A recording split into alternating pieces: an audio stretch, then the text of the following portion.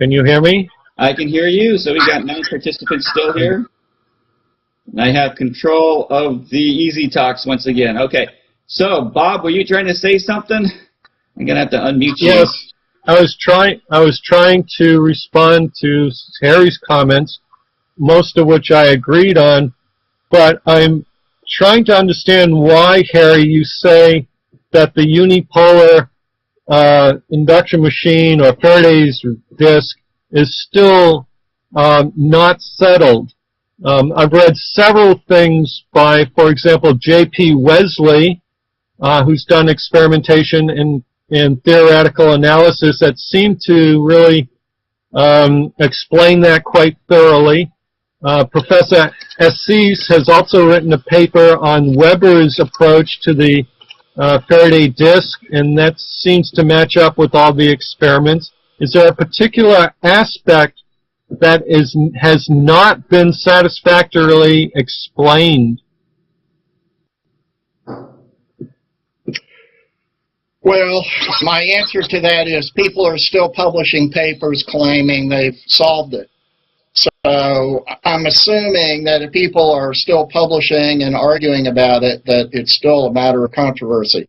Obviously, you know, you can believe what Wesley says, and you know, I'm not particularly persuaded by his argument. I'm not particularly persuaded by any of the arguments of people who claim to have solved it.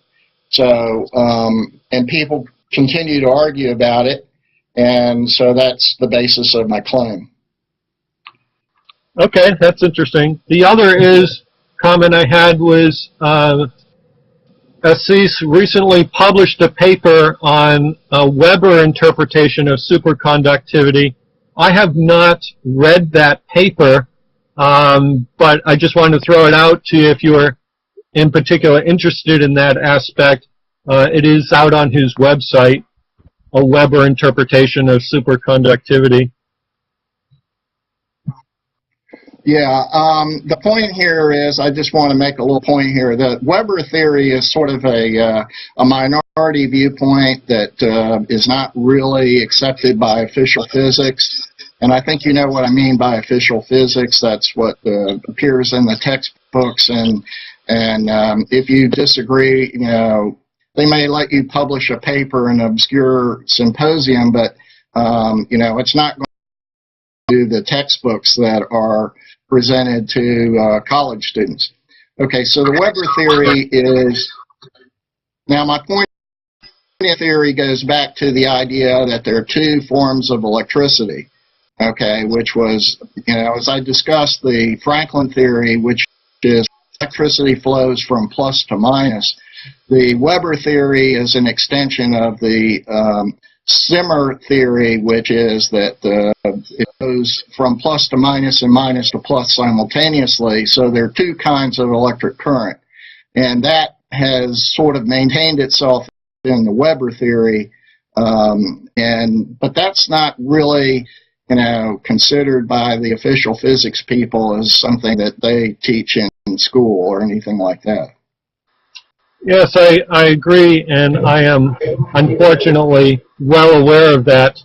I have dived deeply into Weber theory and think that it is probably the best for classical electrodynamics. That's a personal opinion.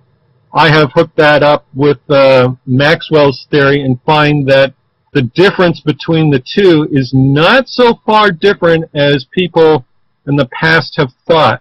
The main difference between the Weber theory and Maxwell's theory is this definition of current density.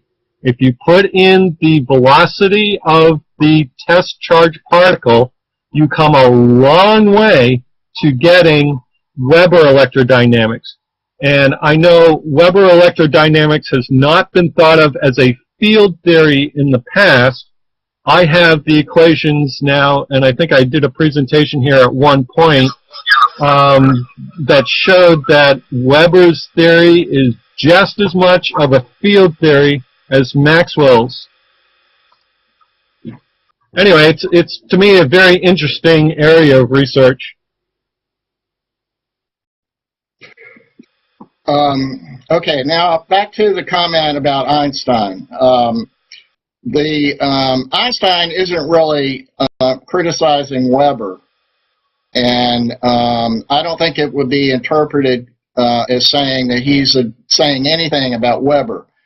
And there's some controversy about what he's really saying, but the general idea seems to be that he's criticizing the theory that was at that time being taught in textbooks.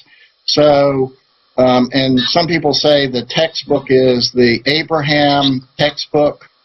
And there was, I can't remember the guy's name. Abraham revised a textbook that was done by a guy before him. You remember his name? I don't off the top. I am aware of the Abraham, but I don't know what preceded it. Well, most people believe that Einstein's criticizing that textbook version, which is, I do believe, Maxwell's electrodynamics, or an interpretation of Maxwell's electrodynamics, or more actually electrodynamics and electromagnetism kind of synonymous at this time. Right. Okay. Well, I have this wiki page, what is saying the inconsistency of Newtonian mechanics with Maxwell's equations of electromagnetism and a lack of experimental confirmation for the hypothesized luminiferous ether led to the development of special relativity, which corrects mechanics to handle situations involving motions at a significant fraction of the speed of light. All right, let me comment on that. The basic thesis is that in the official version and I can't remember the guy's name, that the Abraham textbook, the guy wrote a textbook, and then Abraham came along later and revised it, and then that book has been revised by Becker, so some people refer to it as Abraham Becker. But by the time it got around to Becker, they had massaged it so that special relativity was taken into account in the textbook, and that was a fairly later version of the textbook. But in this book, the thesis was when a magnet moved through the ether, there was an electric field generated in the ether.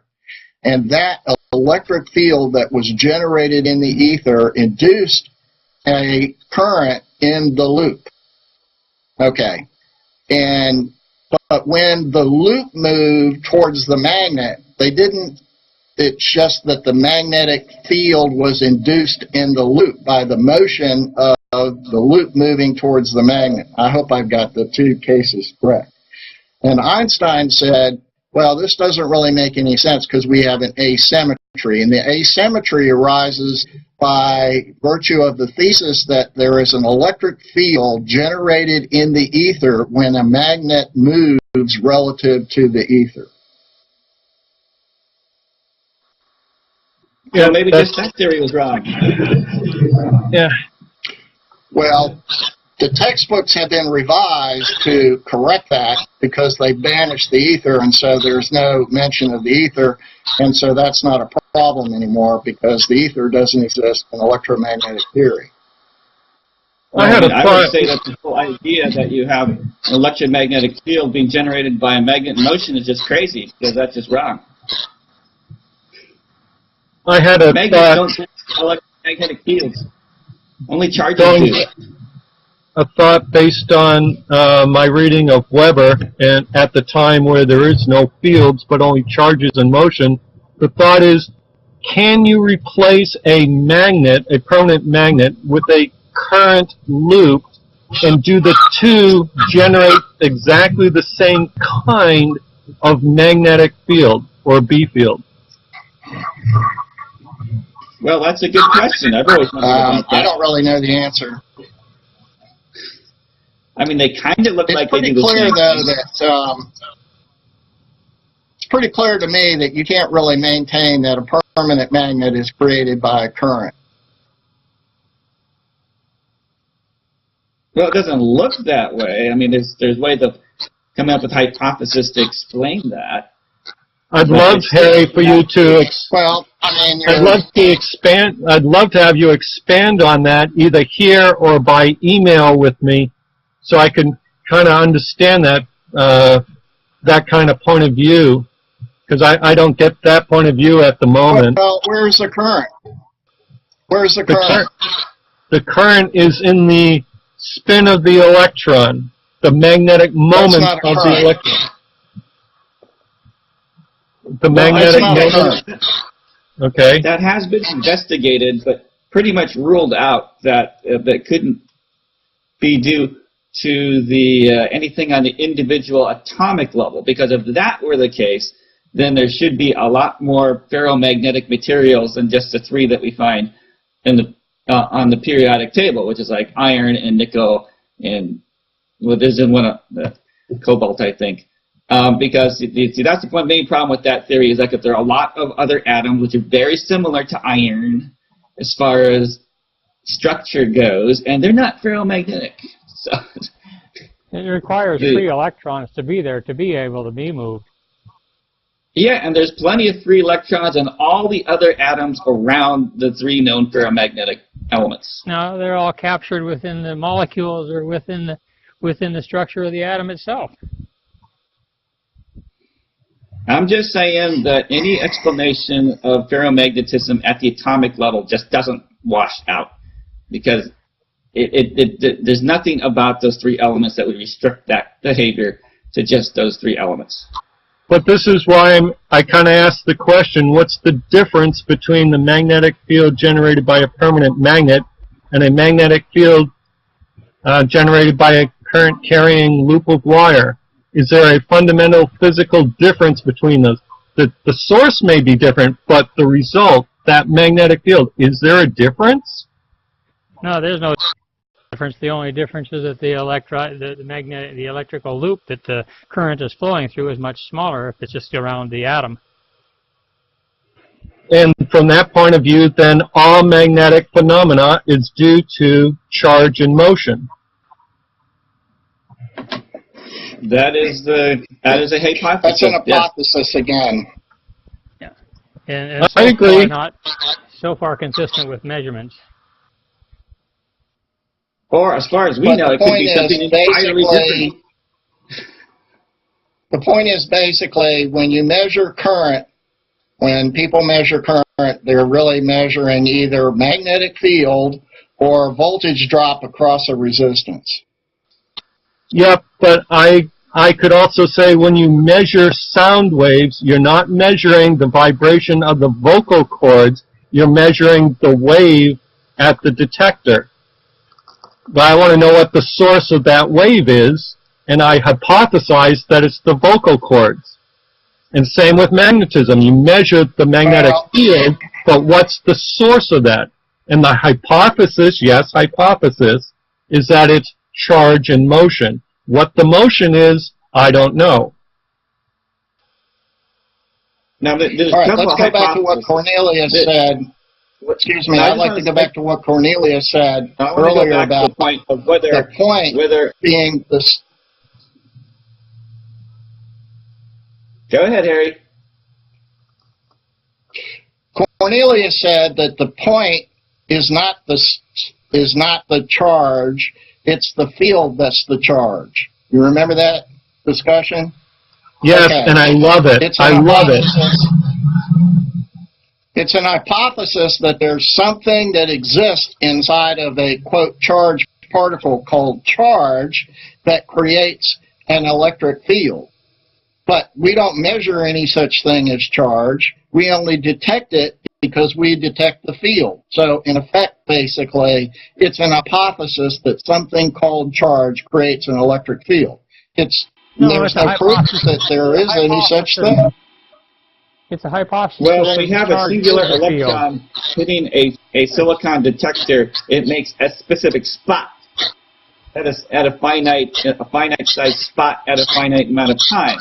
So in my mind, that is very good evidence for an electron being a particulate matter. Which is the focal point and the most. We're not talking about that, Franklin. We're not talking about that. We're not talking about. about whether electrons exist or not. We're talking about what charge is. Yes, well, I've explained that charge is, in fact, an electromagnetic wave being generated from an electron at its resonant frequency. That's one possible hypothesis. I rather like Bill Lucas's point of view, which I think might be close to Cornelius, is that it's the field, and the field somehow ties itself into a knot or goes down. When it gets small enough, we can detect it as a quote-unquote particle. But the charged particle doesn't create the field. It's the field that creates the particle. Yes, and I would completely disagree with that one. That is totally wrong in my opinion. I would agree with the last statement, Bob, that the field is the particle. As far as Bill Lucas is, he still goes farther and has particles are made of charged fibers, individual one-third fibers, according to what I've heard understood. And that means that charge is an inherent characteristic of a fiber. And unless you define what the fiber is, you're still having a charge of some kind that's of an indeterminate source. So I don't necessarily agree with Bill Lucas's finite definition of it, but I do agree that the field culminates. It's the shape of the field and the strength of the field that defines the electron. Yeah, I haven't gotten that. I haven't gotten that far with Bill Lucas's things. Yeah, it's not just a charge field. There also has to have a mass, because there's no such thing as an electron without mass.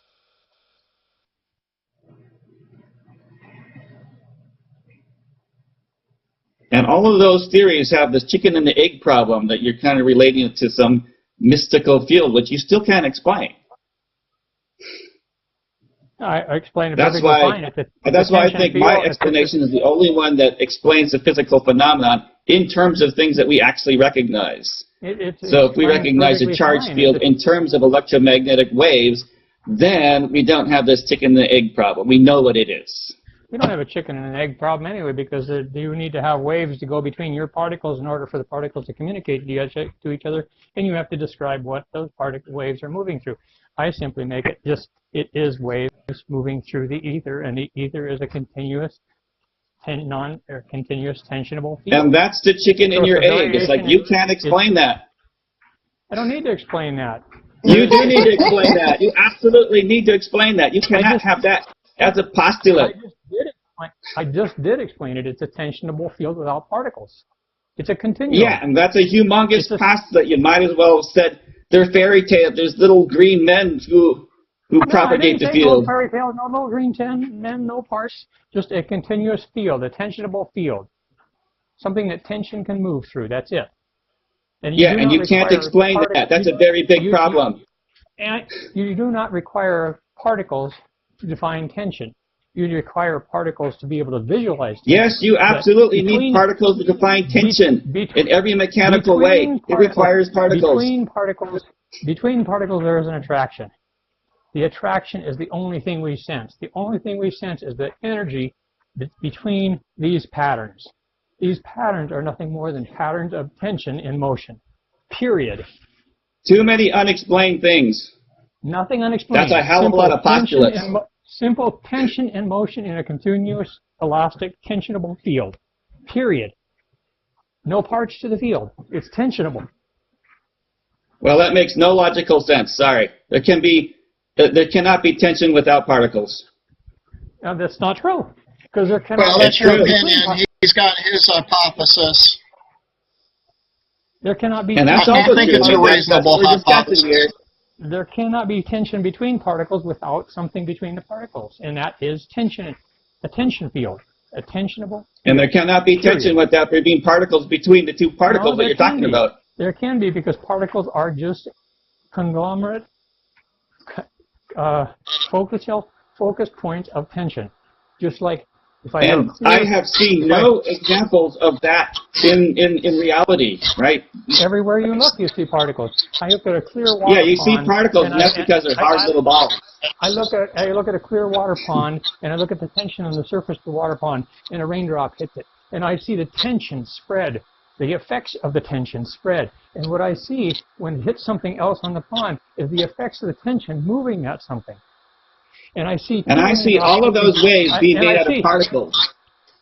It's because you can see them. It's because they're on that level. It's because they're on that level, but the ether is not on the visible level because the ether is the conduit of light. It is not the... You're building a castle in the sky. Yeah, and it is built and it works. That's right. There's still a castle in the sky. There is a... well, the bottom line is... Go ahead, Harry.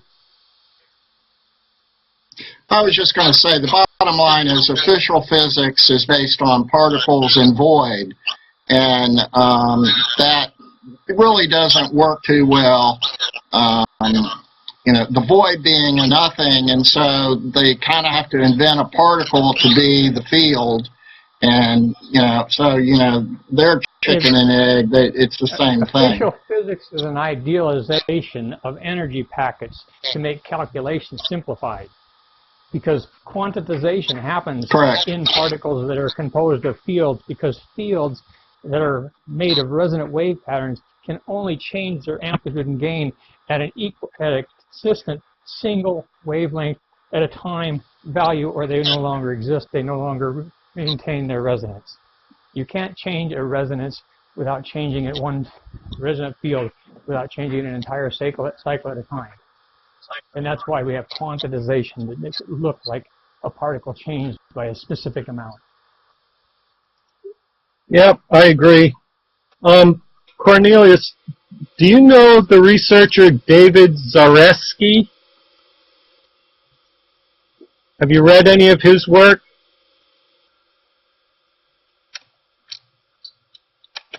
I don't get my information from reading that much.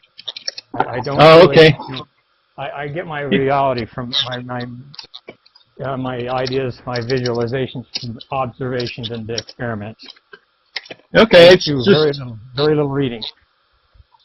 this David Zaretsky guy has a lot of papers out on derivation of classical electrodynamics and particle physics, etc., all from an elastic theory. He's taking regular mechanics, theory of elasticity, and deriving Maxwell's equations, and then he goes on and on and on into particle physics, etc. It's really quite an interesting approach, everything from the elasticity theory of classical mechanics. Well, there are many people doing this. That's not the point. I mean, Milo Wolf was my first encounter with the concept, actually, but he had problems. More recently, we got Jeff Yee, who's promoting this type of thing, but he hasn't got a real good model that defines the transition between longitudinal transverse waves. There's Hans van Loonen, who has somewhat the concept, although he has basically what he calls, his particles basically originate at the focal point by some kind of mysterious oscillation or stimulation.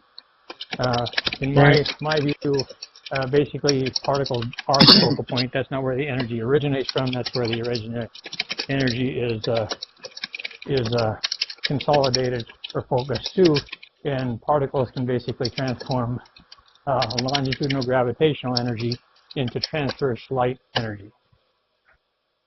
Yeah. I also looked at Milo Wolf's work, and I enjoyed a lot of his, or what I read of his, because he had a couple of books out, but I couldn't understand how he gets an incoming wave. He has an outgoing wave from a body, but also an incoming wave, and that sets up a standing wave. I couldn't figure out how, if the body is in motion and moving, how it can always be focused on where the body is going to be, the incoming wave. Interestingly enough, For me, that's another topic, Right, and I don't have the outgoing wave. I simply have an incoming wave. Any outgoing energy is in the form of gravity and or the form of light. So incoming waves only. Matter absorbs energy, and it gets too much energy, then it will expel it as light or gravity. Actually, Okay, so guys, we're getting towards the That's interesting. we're getting towards the end of the time here. So I've just been trying to work up a little summary of our discussion here. So if I forget anything, let me know. But so we started off the discussion here about Henri Poincaré and whether Bill Lucas had a book that he couldn't get out of the library. So we did a little research on our own. Really don't think that we could really find anything obvious. And we're just going to have to wait for Bill to see whether he can dig up the name of that actual thing. Then, Bob Gray brought up this discussion here on something mentioned in Einstein's 1905 paper about electrodynamics, and that there should be this symmetry from electrodynamics. And excuse my spelling here, I seem to be misspelling everything all over the place. Thank goodness for spell correctors. And so, but the problem being brought up here is that conventional electrodynamics only takes into account the velocity of the test charge, and that the definition of the current is generally wrong, and that we have to take into account the velocity of the source as well as the test. But then the question was brought up, where's the velocity of the source in the magnetic field? And then we have permanent magnets which have no clear current loop in them. And so we have this question of, well, is the magnetic field the same as those created in electric loops or permanent magnets? And that's still an area of speculation. I mean, one comment I did want to bring up, it is possible that, like, for example, atom could have an inherent magnetic field which is not due to a current loop. That's a possible hypothesis, because all you need to do to make a large magnetic field is just to put a whole bunch of small ones together, right? So if it were possible somehow for an atom or some conglomeration or a crystal or whatnot to generate any kind of small magnetic field, that could generate the whole observed magnetic field in a permanent magnet. So it may have to do with current loops, or maybe not, but that's all it takes. And then we got into this whole question about how Faraday's law works, because this is this V cross B, which is velocity cross magnetic field, and where's the velocity in that? And then finally we got into discussion about particles. Is a particle its field? Is the field the particle? Is the particle made of fields, or is the particle a solid little ball? And there are lots of opinions on that. But so we got a little bit into that. So I think there's a very interesting discussion today. Now, I had originally scheduled to talk something about gravity, and so we'll save that for next week. But as a teaser, so here are my graphs here showing that the mass of the Earth appears to decrease depending on which satellite you look at, and the further out you get, it's less. And same with the planetary orbits. That you measure what the mass of the sun is according to the orbits of the planets. They have this weird pattern. So, but I think we will save that for another time. So, Bob, did I get all that right? No, but it's fine. Okay. It's okay. It's a good summary, I suppose. Yeah. All right. Well, we don't really make any conclusions here or force anybody to believe anything. We're just here to talk about stuff. So that will do it for this week's episode. I thank you for everyone for participating, and hopefully see you next week.